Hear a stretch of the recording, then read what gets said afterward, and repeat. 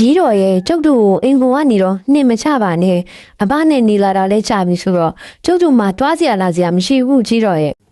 ဒါဆိုရင်နင်တို့အိမ်မှာလက်ကားနေလို့တော့မချဘူးဒီအိမ်ရဲ့တောင်ဝင်နေကောင်းလုံးနေကြရမယ် ဒီမှာနွားတွေလည်းရှိတယ်နင်တို့နွားစာတွေလည်းကျွေးရမယ်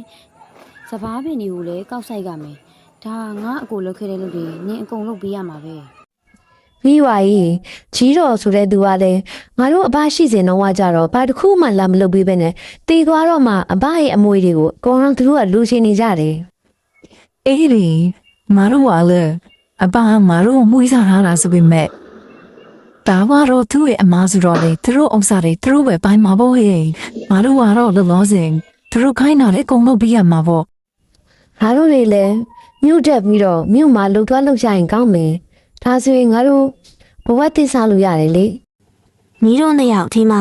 အလုံးမလို့ပဲစကားလာထိုင်ကြောနေကြတာလားအခုလို့ဆရာကြီးရဲ့လုပ်ပြီးသွားလို့စမ်း လုပ်ပြီးပါပြီကြီးတော်ရဲ့ကျမတို့ခဏနားနေတာပါ အေးဒါဆိုရင်ငါရဲ့ဝီဒီရှော့ဘူဟာတွေပုံနေတယ်။နော်အခုဘတ်ရှော့စား ဟုတ်ကဲ့ပါကြီးတော်ရဲ့တွားလျှော်လိုက်ပါမယ်မိဝါရဲ့လှုပ်တယ်လှုပ်ရတာပင်ပန်းလိုက်တာဟဲ့ငါတို့တနည်းကုန်လည်းမနာရသေးဘူး အေးဟဲ့ငါတို့မထားခြင်းတော့တူပါတယ်ငါတို့အလုံးမြင်မြန်ရှာပြီးတော့ရောင်းအောင်လေ မိရှုနဲ့မိဝါနင်းတော့လည်းမကောင်းကြပါလားနေမျိုးအိမ်ကိုအဖိုးငယ်မရောက်နေတယ်ဆို ဟုတ်တယ်ဒေါ်ကြီးရဲ့ကျမတို့ကိုမထားချင်တော့ဘူးကြောင်းခိုင်းနေပြီ